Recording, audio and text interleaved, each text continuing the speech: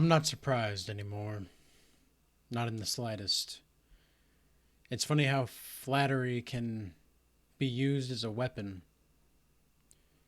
Some people just want to use flattery to seem to get close to you, to see if they can get that like likeness and closeness again.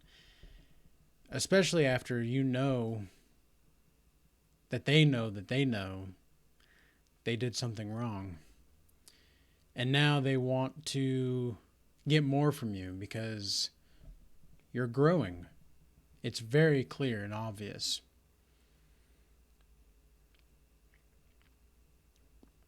How is it so obvious? It's that you're just not participating in the same behaviors as you used to. And being creatures of habit, when you change those behaviors, it naturally causes the other creatures around you to wonder about you. It's also a testament to stepping into something more than you and realizing that no one will actually stop you from what you're destined to be. Because if you don't tell people your secret sauce that you put in the Chipotle chicken or whatever, or the secret spices, no one's really going to know. It's like in Kung Fu Panda, which I know this is a funny example, but in Kung Fu Panda, there's a secret ingredient to this soup that the main character's dad has, and at the very end, spoiler alert, the Kung Fu Panda's dad says that the secret ingredient is there is no secret ingredient. So all these people for years thought that there was this secret ingredient that no one knew about, and even Poe, the panda, didn't know until his dad told him. And it's just going to show that when you really have something from nothing, that is when you are at your most powerful. When you can create something from nothing, that is. And I've slowly begun to realize that there are far more people that want to take away your joy than you realize. There are far more enemies that you have than you realize. And the people that you thought that would be excited for you when you are making these elevation gains in life, trying to become something more. Some don't want you to be because then it reflects how much they're not working in their life and how much they are deceiving themselves and deluding themselves. And they're only really going to be a hindrance in your life. They want to keep you down because if you can actually make it out of the pits of hell and come back stronger, then what excuse do they really have? None. They don't have any excuses anymore. And so they'll use what they think they know about you as tools to manipulate your image and reputation. This is a simple matter of haters, really. And people that are genuine in their intentions. that these people are not liking,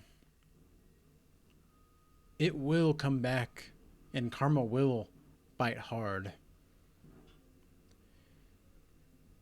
That's one of the reasons why I try to be a likable person no matter where I'm going, no matter who I'm with, no matter who I'm meeting for the first time. I'm always trying to be respectful because I know that karma will bite me in the butt if I don't. And I know that if I don't show that kind of reverence and seriousness to life that is sacred and that is worth being serious about, I'm not going to get where I want to be, no matter where I want to be.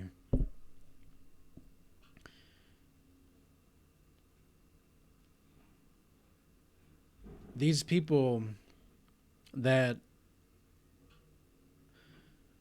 try to destroy your image don't know what's coming. They don't understand how reality works because they literally live in a delusion. And it took me a long time to accept this because I always wanted to believe people were more giving and more true than they really are. But lately I've been attracting some very good people in my life. They're healthy. They have secure attachments. And they're not, at least secure attachment styles, and they're not trying to get something from me. And that's been a blessing in of itself.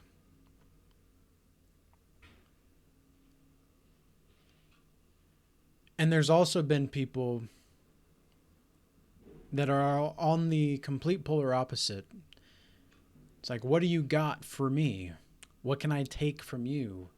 What can I get out of this deal?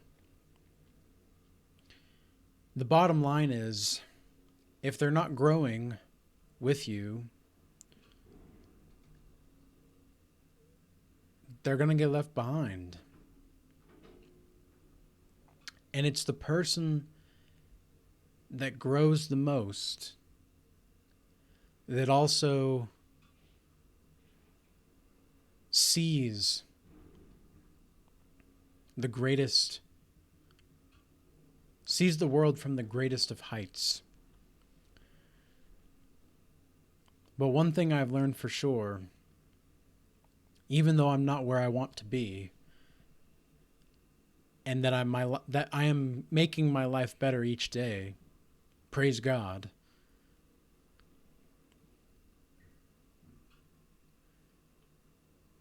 Being at the bottom at one point in my life, really being at the bottom, smoking too much, drinking too much, not wanting to work, not wanting to put in the effort, feeling just completely emasculated from the people around me, not wanting me to be putting in the effort that I wanted to, and that we're actually intimidated by, and I don't say this lightly, I'm careful to use the word intimidated because it was more like they were scared of my ambition. Even though I knew like there were more ambitious people out there than I am, and that even though I may not get to where I want to be, I'm going to do my best, and at least I'll know that I'm doing something that is worthwhile for my life.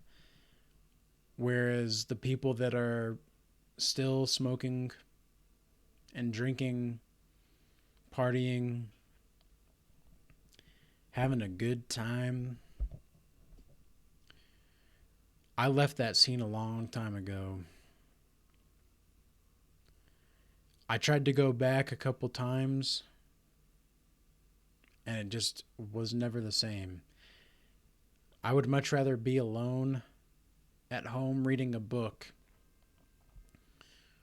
or writing in my journal or making YouTube videos or making music and art than being out with a bunch of people that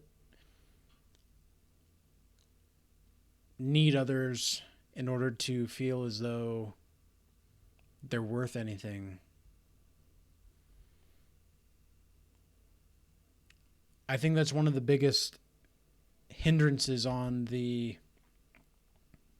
spiritual journey as well, is that those people that want to break you off of your purpose, that want to take you off of that road, they want you to take an exit, the nearest exit, ASAP. Those people don't even really know what it's like to walk in your shoes. They really have no idea what it's like. And I'm not saying that they're better or worse for not knowing what it's like, because you don't know what it's like to be in their shoes exactly either. But some people have had their cards dealt to them, and when they've flipped their cards, seen how bad their cards were, and still have to play their hand in a way that hopefully benefits them and the people around them.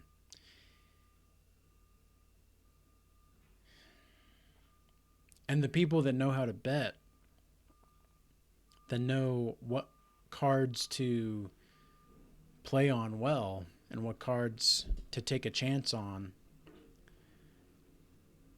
because they've had experience, they've had exposure to the game, they've put themselves in uncomfortable situations where they've had to thrive and have to overcome these situations.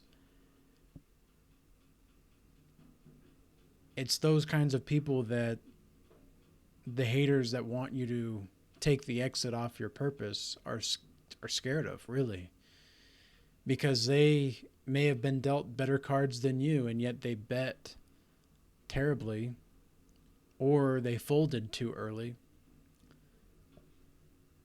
where they could have won, but they decided to quit, and you didn't.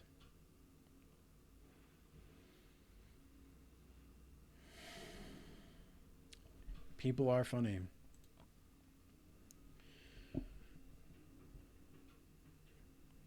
There are ways that we can return to the purpose if we do take that exit. There are ways to let go of those people that are, they just have their souls shriveled up, and there's nothing at the bottom of their spirit except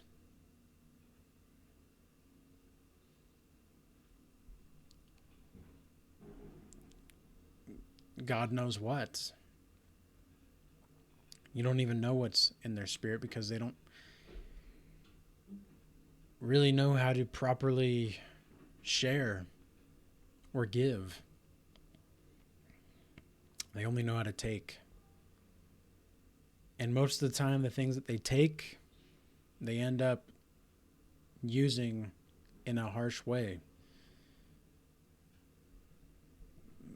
because they don't have to take care of it.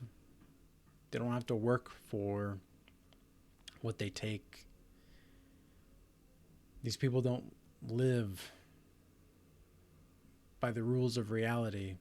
And when life really does finally snap back and slap back, they're going to get an awful, awful awakening to the reality.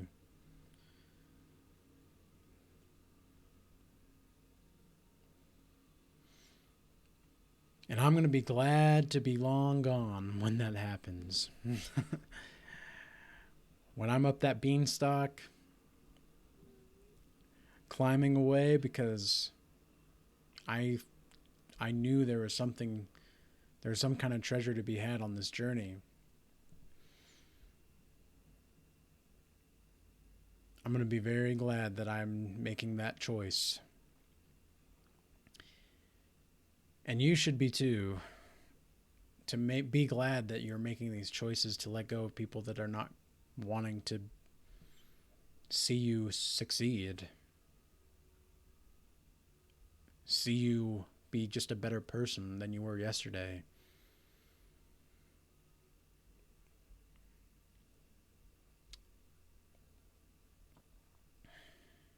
So, with that being said, I hope this message was useful and insightful. Until next time, peace be with you.